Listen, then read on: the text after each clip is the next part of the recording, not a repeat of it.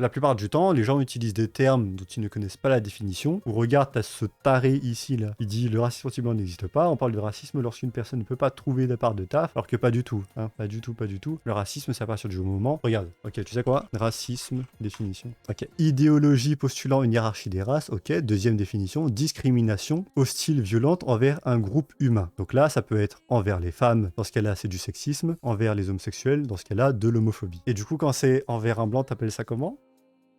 Une définition claire, nette et précise, là on se comprend. Bah on se comprend. Après ça je sais pas, hein. Ça je sais pas si on se comprend parce que regarde, attends, qu'est-ce qu'il dit en bas? 70 réponses en bas. D'accord, donc si je traite un mec de sale arabe ou de sale noir, c'est pas du racisme, qu'est-ce que t'es en train de dire, abruti? Renomme-toi en à la ramasse. Ok, bon, là il ne répond pas. Si vous entendez un sale blanc, cela s'appelle de la discrimination à la rigueur, mais vous êtes trop con pour le comprendre. Racisme, discrimination. Ah, ah. Ok.